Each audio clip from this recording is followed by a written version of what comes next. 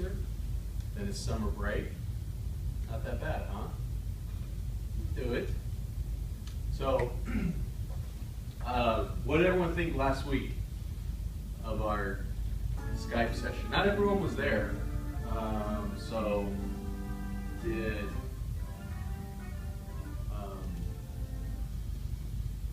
I'm not sure if that was people weren't sure where we were or what, but we only had we didn't have everyone there. I got to the hotel and I was looking around and I asked the some lady at the front, and I was like, I'm looking for the conference room. And she's like, oh, just go back this way, go this way. And I couldn't find y'all. Did you? So you asked the lady at the front desk of the hotel. Mm-hmm. Okay. So what we're going to do, because we have Brian Collins talking next week. The reason we were in that room is for technical reasons, to make it a little bit easier on the person actually doing the speaking. We're just going to meet here next week we have the movie. The week after is when we have Brian Collins speaking to us. So we're just going to meet in here for that, because the technology that we needed over there really isn't working anyway, or isn't working to what we need. So we will meet, basically, I am going to arrange it some way where maybe the table will be set up here and everybody will be kind of in these first few rows where he can see everybody, okay? Or I'll set up over here and everybody. So we'll have it to where everybody, or he can see everybody. Maybe that'll even help him be able to hear what people are saying more during questions, because that was an issue that we had with Ben as well. So for the rest of the semester, here's what we're looking at. I've been checking on a daily basis, and it looks like Wednesday is when they release the tickets for the upcoming week. So my plan is Wednesday, that's when I will purchase tickets to Dumbo on the 1st.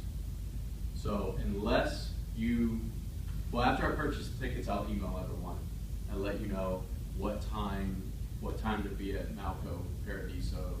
That's the closest one here, just down Poplar. And at that time, I need everyone to email back and say, I received the email, I'm going to be there, or for some reason I received the email, I absolutely can't make it. Remember, this is a requirement of the class. So, if you really want to go, it is a requirement, and you need somebody to speak on your behalf. This is a requirement of the class. So, if you have something that you need me to email or speak to someone or write a letter or note or something, let me know that. All right. So Wednesday, you will get an email, hopefully Wednesday, not Thursday. You will get an email from me saying what time we were meeting over at Paradiso. I need you to email me back for that as soon as you can. Okay? Letting me know you received the email, you're going to be there, or you absolutely can't make it, or hey, I want to be there, but I need you to communicate that this is a requirement for the class. Right. Any questions over that? Okay. Then on the 8th, we will be talking to Brian Collins. He's going to talk with us from somewhere on property. The last time I spoke with him, he was thinking possibly Epcot Center or Epcot because of the crowds that park can kind of absorb a little bit more. He can possibly do a little bit more interaction with the class rather than having a bunch of background noise where maybe you can't hear what's going on if you're in another park. So that'll be the 8th. And then the 15th is when our second case study is due. So we're going to talk about that today. And then we have our wrap-up class on the 22nd. So you'll see on the 8th, we also have Lou Mangello, who is one of the YouTube videos that's linked on eCourseware in the syllabus. Please watch that. He is a person who moved from the Northeast. He had a very successful career. He moved from the Northeast to move down and be closer to the parks at Walt Disney World. And now he kind of tells his story, how he has built a career around his move to Orlando, to where now he not only visits the parks and talks about things with the parks, he has weekly shows, weekly podcast shows that they produce. He has weekly kind of a call-in Facebook hangout group or live group that he does on Wednesday nights, where they talk about all things Disney. He's led trips on some of the cruises, on some of the destinations by Disney. He is a well sought after public speaker on the public speaking circuit and on social media circuits. And so he's a very influential individual when it comes to talking about fandom, talking about what Disney means to people. He has built a very nice, very sizable following for the content that he puts out. And the great thing is everyone is a friend. It's not about fans. Everyone's a friend. It's just kind of a community where everyone interacts. And so if throughout the semester you have what we've talked about has sparked your interest in kind of possibly diving more into your Disney fandom, his group, his Facebook group, and his videos are linked on the syllabus as well. It's a great video to watch, kind of go into the background of what he was doing. So we also today are talking about, this is our second day talking about the Disney parks, and we're going to talk specifically about Epcot Center and how that was sort of the driving force, the emphasis behind building what is known as the Florida Project. Okay. Before we do that, any questions? Okay, do you want? Is that blue module? Is that? Yes. So, his link to the video is on the syllabus as well, and it's on that the different section I built in the courseware for the schedule. Any other questions? You want to go over assignment number 2 before we begin? Okay.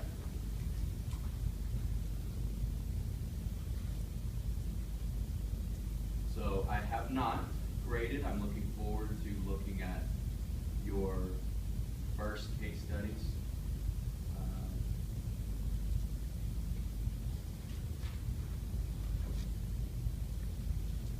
So here is case study number 2. So the first one was about what does Disney mean to you. This one is put on your creative hats. You're going to discuss in 2 to 3 pages what Disney character or ride best represents you. So in other words, if you could be any Disney character, or you could be a ride or an attraction, what would you be? All right? That is the crux of this. So when you talk about what or identify what Disney character ride best suits you or represents you, I want you to provide a brief history of that character or that ride. All right. So if it's the ride like Peter Pan's Flight at Magic Kingdom in Walt Disney World, a little bit of history of that. If it is the character's Tiana, what's the history of her character? Even going, if you really want to get into it, kind of where does the story of Tiana come from? Where does her background come from? Because a lot of the Disney content has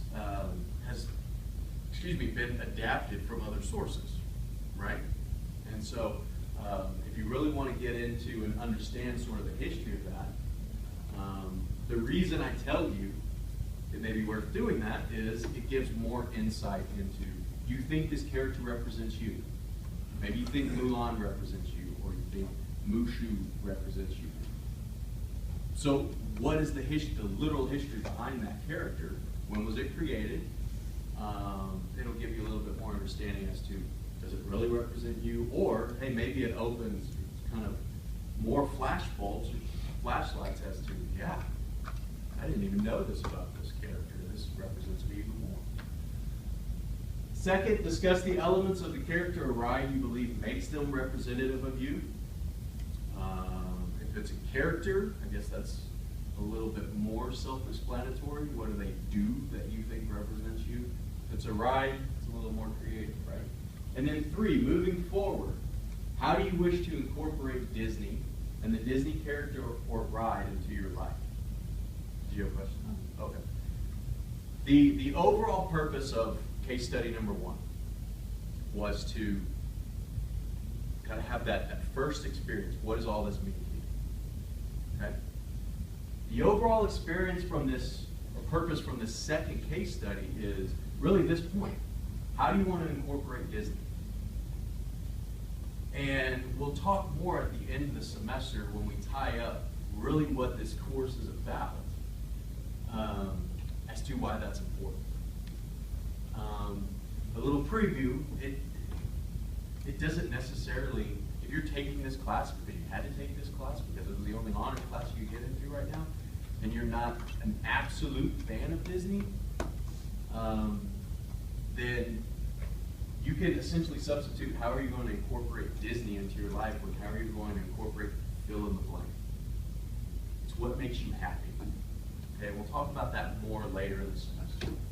I tell you now because that is kind of the overall purpose of this case study number 2. That's the light bulb moment I want you to go after. Okay? So if you haven't gathered up until this point, the things we talked about in class, we talked about fandom, and yeah, we talked about some of the movies and the rides and some of the historical, some trivia points. But as far as these assignments, we're talking about what does it mean to be a member of a group? What does it mean to follow something? What psychological need is following Disney, identifying with the character, identifying with the park? What is that? What positive consequences are you getting from that? What positive outcomes are you getting from these associations? Then at the end of the semester, we try to tie it in to how you can incorporate this or other things into your life to improve you and improve your lives and live your quote-unquote best self, but also along the way possibly have some positive influence on others around. Okay. Any questions about case study number 2? Okay. So, the other thing I want to do, before we start talking about Disney World and Epcot and the parks, people who were there Monday, we talked about, I have planned a NCAA style bracket for the best Disney movie. So here is, let me see if I have it pulled up. Yeah, here is the best Disney movie. So we have it broken down from Disney animated, Marvel / Star Wars. I have an idea how everyone will vote here. Disney live action movies, and Pixar. And it's NCAA style where we break it down to the end. Now, basically how this would work is it's homework. You do all this on your own, then we talk about it, we discuss it, we come to a consensus as a class. This is one version. We can also have a second version. One of the Disney groups that I'm a member of, I was communicating back and forth with someone, and they talked about something because I'm actually a member of this group, Disney in the Classroom, how teachers use Disney to teach different lessons in their classrooms, K to 12 and the university. They talked about how they use almost like a tournament model to work on debate skills. And they use Marvel characters. Talk about who's the greatest Marvel character. So, since there are so many Marvel fans in here, we could do that if you would like. So I want to know, what I want to know from the class, and we're going to vote. What I want to know from the class is, do we want to do this, where it'll be 64 movies, Or do you want to do essentially, it would be like a 16 character bracket, possibly 32 character bracket of best MCU character. So the characters that have been shown in the Marvel Cinematic Universe. That's either television, the silver screen, or the one-shots, online content, things like that. So not necessarily, so like not Wolverine or Fantastic Four, the characters that have been involved in the MCU. What say you? What do you think would be more? The movie bracket? Marvel? I'll see, we gotta come to a consensus now. Okay. Does everyone know what you want to do? Do you just want to vote? Or do you want to try to discuss it and sort of figure it out? Okay. Here's the thing about Marvel. If we do a Marvel, which I'm more than happy to do, it will be really interesting. This will be really interesting also. I do this in my sport marketing class, talking about the best sport movie. And it's a really great exercise in seeing kind of generationally. Because the movies that maybe I consider, hey, these are great. For example, some of these live action movies, some people in here may never have heard of. Has anybody ever seen 20,000 Leagues Under the Sea? One of the greatest live action movies, in my opinion, Walt Disney created. So they had rides based after 20,000 Leagues Under the Sea. Does anybody, I can't remember, has anybody in here ever been to Disneyland? So if you go to Disneyland, you go on the Nemo ride in Fantasyland, or that is, they're using the old submarines from the 20,000 Leagues ride. No, you're thinking of another one. Sean Connery's much later. This is a young Kurt Russell is in this, yeah. I mean, this 20,000 Leagues Under the Sea was 50s or 60s. Oh, okay. Yeah. So we do this. You all need to do a little bit of research on these. Watch the trailers or watch some kind of video that you can, unless you just outright know which one you would pick. Now, if we do Marvel, admittedly, I'm going to rely more on kind of the class because I am a new Marvel fan. I know like Wolverine and some of the old comics. I'm a new MCU fan. So we'll rely a little more on everyone for that.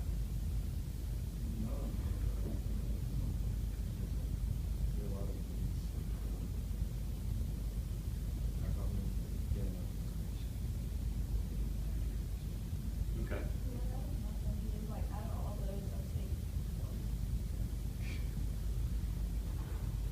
Which one of these things? The Parent Trap? Oh, yeah. And are you talking? That's the original Parent Trap. Yeah. There we go. See. Yeah. Lindsay Lohan. Yeah, that's Don't say that was the. You thought that was the I original. literally thought that was the only one. Oh. No, Haley Mills. Haley Mills was kind of the. She was a really big young actress. I don't want to say child actress. She started as a child actress, but she grew up and continued with Disney.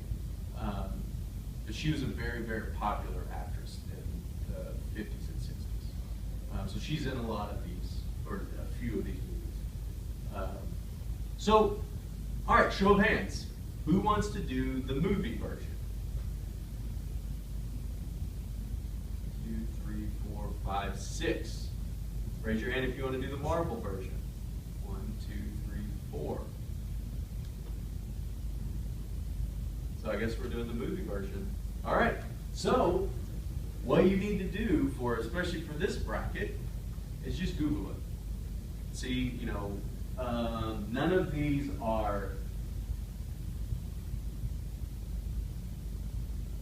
So Muppets, if it has the year behind it, that's a remake. Okay. So the Muppets. 2011 is a newer movie. You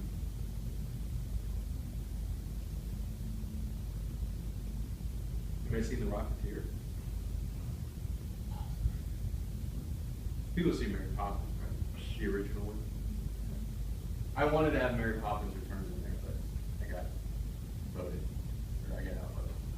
So we'll do this. What we're going to do, I'm going to send this out. Let's look at our schedule. And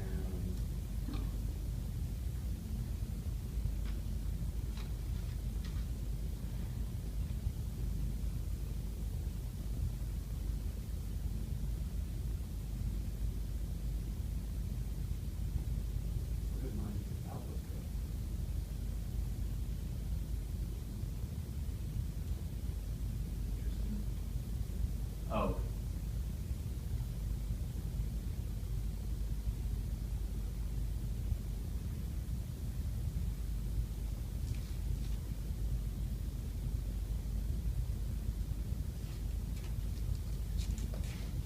So we could vote on this the 15th or the 22nd. The 22nd, we have, that's when we're tying things together. The 15th, if we do not vote on this, because this will take a little bit of time, essentially, well, I guess actually we should probably do it over 2 days, since this is a 15-minute class.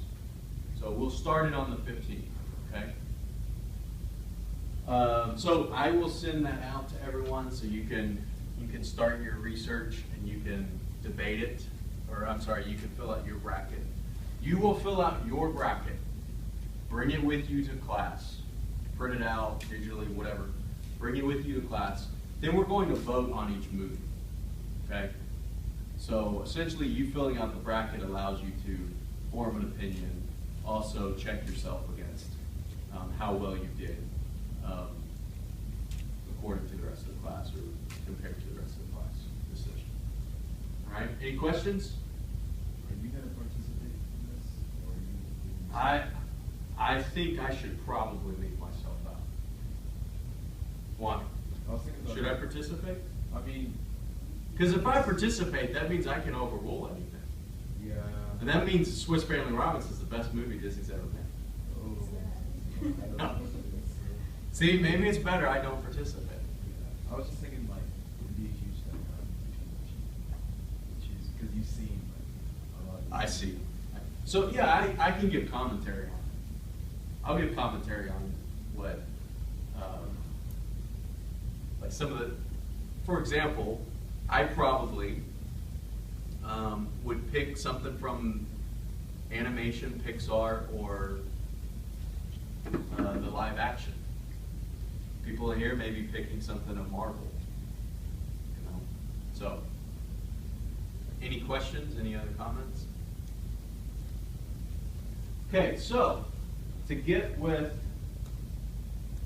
the parks, we'll watch a little bit of this.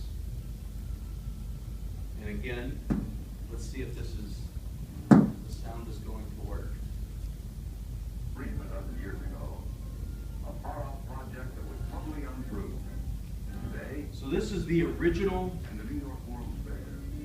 Tomorrow, This is the video Walt Disney made shortly before he passed away. a whole new Disney World. That was deemed the Florida Project when it was Here is under Walt development. Disney. Welcome to a little bit of Florida here in California.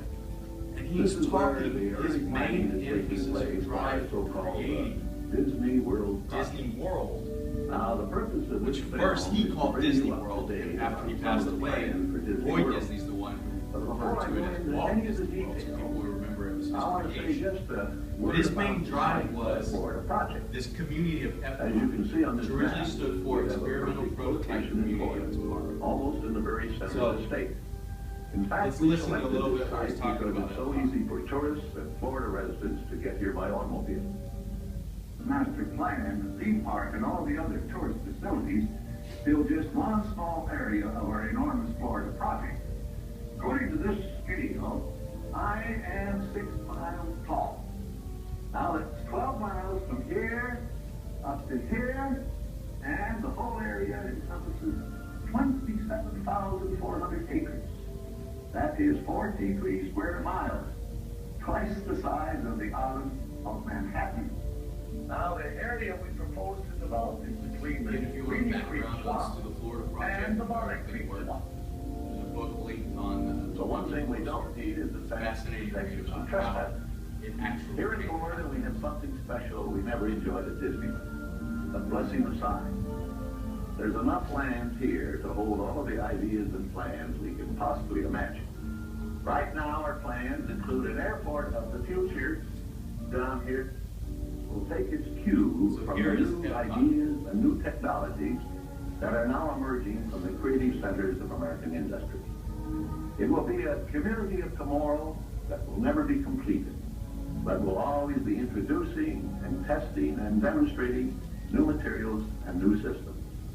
And Epcot will always be a showcase to the world for the ingenuity and imagination of American free enterprise. So it looks very different than the park we see now, right? So Epcot literally was going to be a city where I believe it was about 40,000 people were going to live in the city. And it was the experimental prototype community of tomorrow. So this was supposed to be a utopian city, or as close as you could get to where people, it would be a beacon and an example of how modern cities should evolve. So you had your city center right here, where everyone would work and shop, entertainment district. Everyone would live on the outside in these tracks, okay? The monorail, which if you've been to Disney World, you've probably ridden on the monorail. The monorail was originally planned because of Epcot. That was going to be how people within this community got around. Have you ever been on the People Mover in Magic Kingdom? That was going to be kind of the secondary way of people getting around. So the monorail would run kind of through the city center and out around the community, and then your People Mover would be here in the city center, okay? And the monorail was actually the People Mover was actually created as a way to sell the technology to outside companies as well. So the company engaged in a pretty big promotional packaging or promotional messaging package after the death of Walt Disney to try and sell this technology to other people, to sell the technology of the monorail and further the technology of the People Mover. Has anyone ever been to the Houston airport? The big one, Bush Intercontinental? Okay. Have you ever ridden the monorail there? Okay. So that is the only one that exists outside of Walt Disney World, or outside of the Disney properties. That was the idea, or I should say, was engineered by the Disney Corporation. Okay. So Houston actually purchased that technology for the airport. After that, it never really kind of came to fruition. But the major emphasis for the Florida project was Epcot. Now, Walt Disney also knew, because he was an entertainer, this would not attract a large group of people, because these were going to be people who lived there, not people who came in and saw different things. A cultural center, a technology center to allow people to come in and see different things. So he knew he needed that weenie. Remember, we talked about a weenie before, when Walt Disney would talk about a weenie. What was it? That thing that attracted people to a theme park. So Cinderella's castle, Sleeping Beauty's castle. The story goes, or comes from, when he would go and work in the studio on the weekend, he would have his dog with him, and he would have hot dog weenies in his pocket. He would give the dog a weenie, and she would come over, obviously. So it's what attracted people there. So he needed something to attract people to the Florida project, which is why they built a second Disneyland, the Magic Kingdom. A few things about the Magic Kingdom. We talked about when it first opened, there was no Pirates of the Caribbean ride, because the company felt Florida was so close to the actual Caribbean that people wouldn't be interested in it. However, the fan feedback was so rabid that they hastily put together what we have as the Pirates of the Caribbean ride in Magic Kingdom. Now, if you go on the Pirates of the Caribbean ride in Disneyland, or you watch a video of it, it's much longer than the version at Disney World or the Magic Kingdom in Orlando. That's because the one in Orlando was put together in a series of months rather than planned out like the series of years like the one at Disneyland was. There was, in the video, he mentioned having an airport of the future. There actually was, for a small period of time, a airport on Walt Disney World property. Not the type of airport we think of, but small plane, small takeoff and landing. They're called STAL, S-T-A-L airports. So where people could fly in on Disney World property, and they were, I think it said, 5 minutes from the Magic Kingdom. And I have yet to see it, but the things I've read and listened to, next time if you drive into the Magic Kingdom, if you look over to as you're driving in, you're about to get into the Magic Kingdom gates that say Magic Kingdom, and you go into the parking lot. Apparently, if you look over to the left, and you see kind of, not really a junkyard, but that's where they keep a lot of their construction equipment. That was the original STAL airport back over there behind there. So, if you ever want to try to see it, apparently that's where it is. A couple other things about so they opened the Magic Kingdom in 1971 after Walt Disney had passed away. About 2 months before Roy Disney passed away, his brother. Roy Disney originally went into retirement. After Walt Disney passed away, he agreed to come back, finish the Walt Disney World project. After that opened, he passed away the following December, 2 months later. It was open on October 26, 1971. He passed away in December. When it first opened, much like Disneyland, you paid for separate attractions to go on. So you would pay an admission to the park itself. It was relatively low. And then you would buy the ticket, the book of tickets for attractions. So that's where we talked last time about those A through D tickets and kind of the tiered system as far as they use for assigning rides. Now, there is some contemporary example from that. If you look into the Fast Pass Plus system. What's the Fast Pass Plus system? Anyone remember?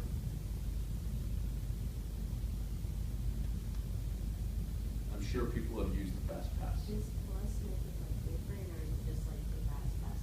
It's Fast Pass. They call it Fast Pass. Oh, you can like pay a little bit more money, and then you can stand in like a shorter line and get to the ride faster. Well, see, and you don't pay more money. You can for different things, but essentially when you buy a ticket, you have 3 fast passes that you can book.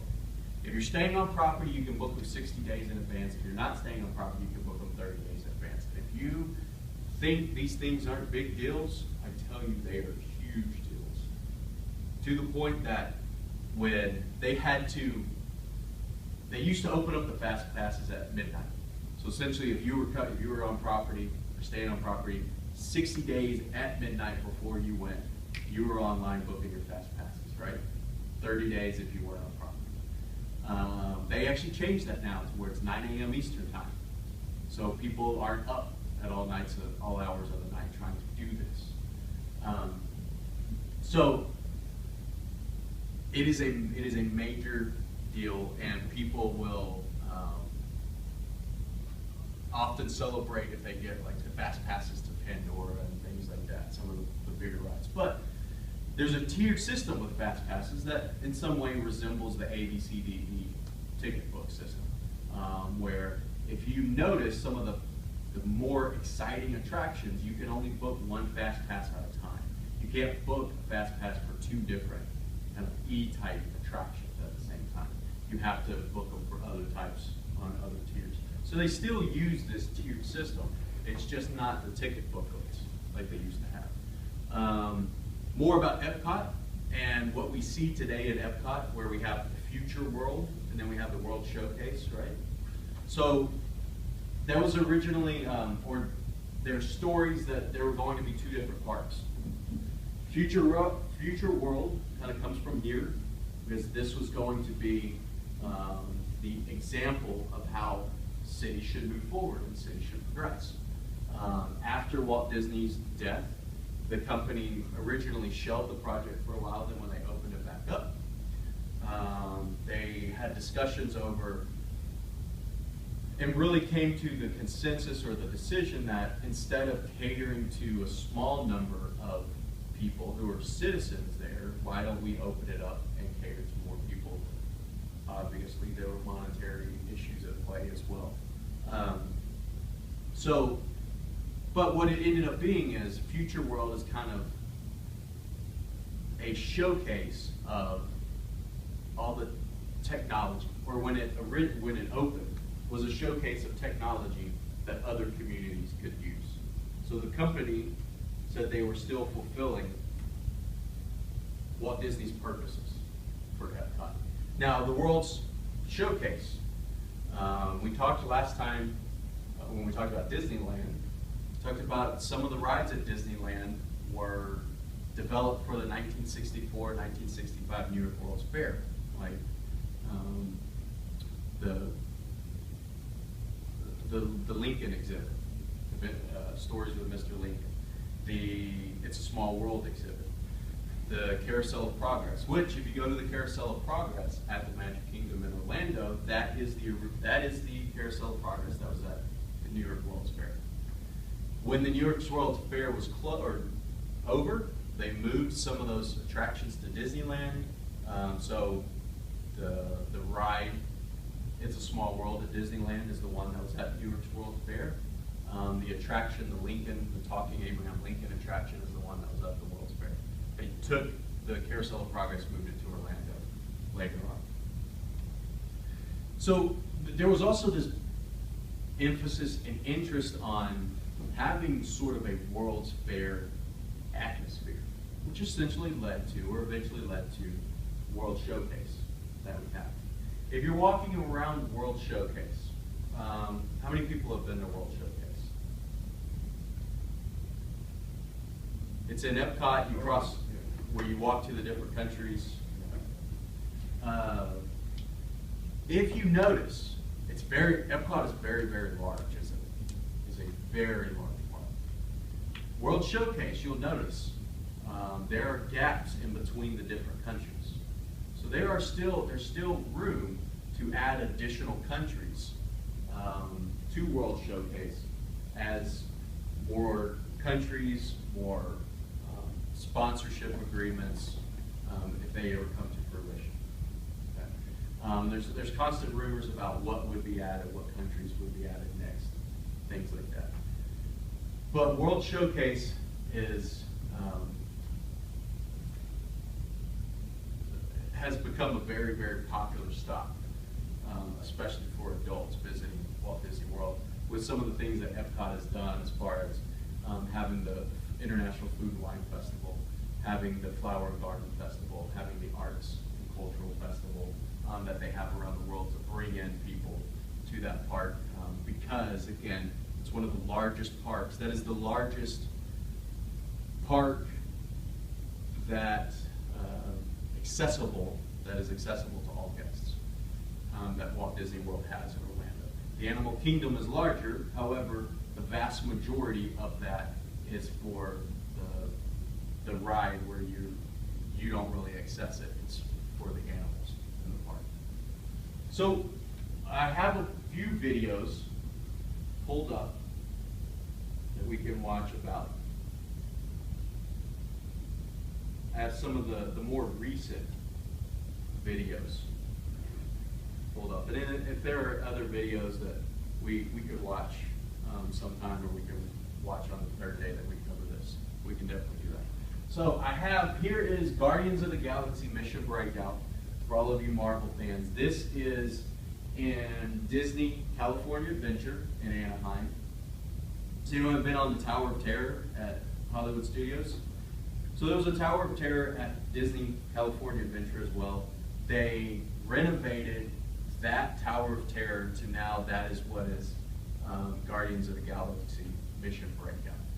There is going to be a Guardians of the Galaxy roller coaster at Epcot. They are building the largest building ever built at Epcot to house this indoor roller coaster. So if you are a Marvel fan, there are definitely more Marvel properties and intellectual property that are coming to the parks. So I have Mission Breakout.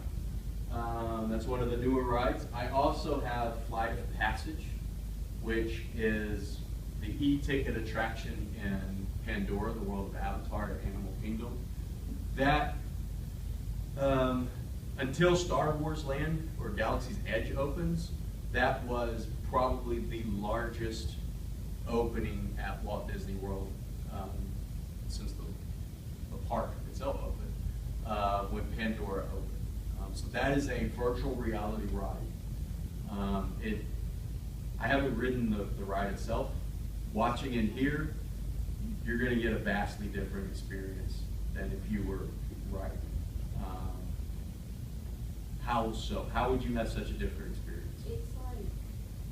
It's really crazy. It like made me feel like when I got off of it, I felt like kind of like You're like sick. sitting on a little bike. Yeah. Yeah, and it like you like get like really immersed into like the world, and you kind of forget that it's crazy. It's like you're riding one of the little things, the animals. Yeah, you're riding a banshee through Pandora. It's like it's crazy. I think the weird part of it, well, not the weird part, the cool part about it was that when you got there, like, whatever was in front of you, you thought it was a wall. It was dark, and then, like, when they started doing it, and then, like, it looked like the ground was, like, moving under you, so that, like, the whole thing was a screen under you, Yeah. over you, so it was like, you're only in wherever Pandora. Yeah. It was So we have that. I also have a video of a walkthrough. We wouldn't watch the whole thing, but we'd watch some of it. A walkthrough of Toy Story Land at Hollywood Studio, and then Slinky Dog Dash at Hollywood Studio. So we have about 10 minutes. Let's pick one or two that you want to. You want to see this one? Yeah. Okay. So we're going to skip ahead to where the ride actually starts, so we don't.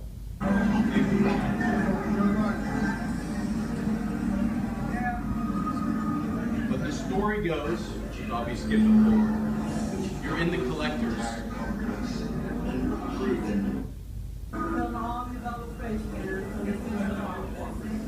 And then everyone knows how the Tower of Terror operates, right?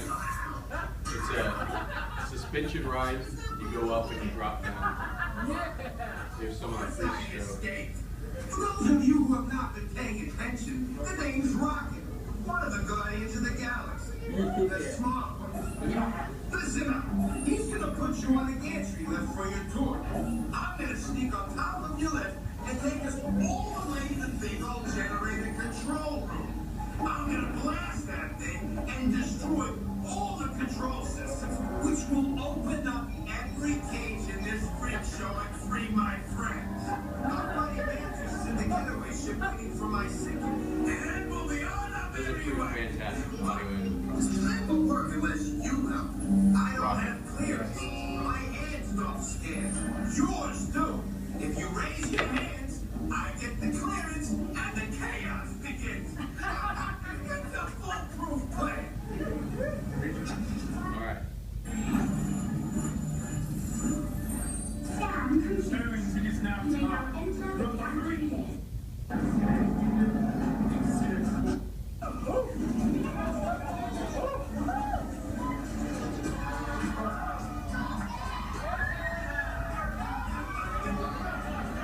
So the reason the picture's shifting is you're falling up and down.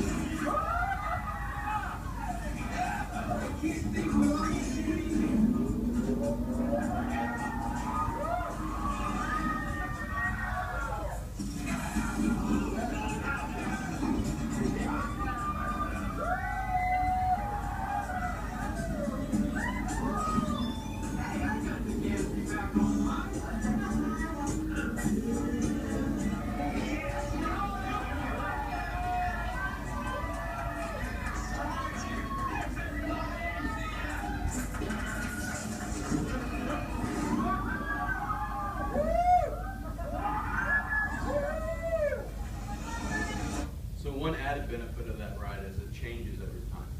So you have different music that you're listening to. It's a different algorithm that you're following every time. So you never get the same ride each time that you ride it. So we have time for one more. Do you want the walkthrough of Toy Story Land, Slinky Dog Dash, or Flight of Pandora? Slinky Dog Dash?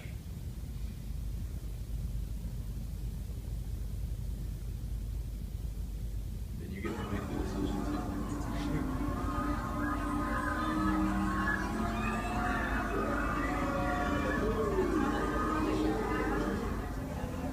So Toy Story Land, you're in Andy's backyard. So this roller coaster is from a roller coaster set that he purchased, and he's built this roller coaster that you're riding on.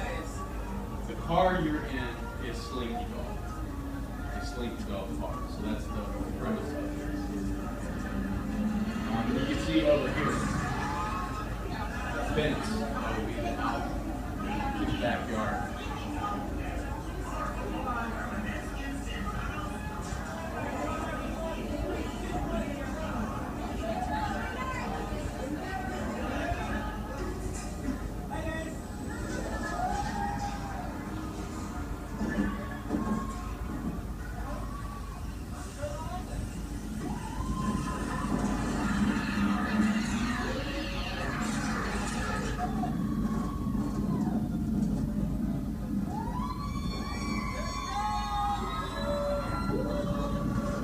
I've read said this is an intense yet comfortable roller coaster. It's not a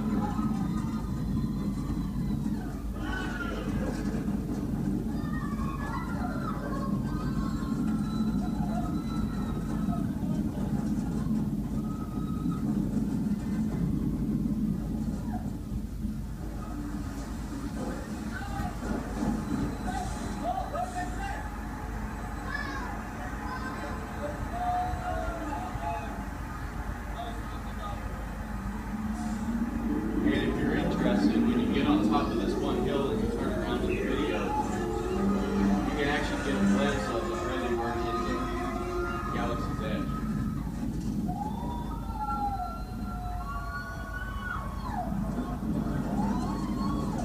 Right there.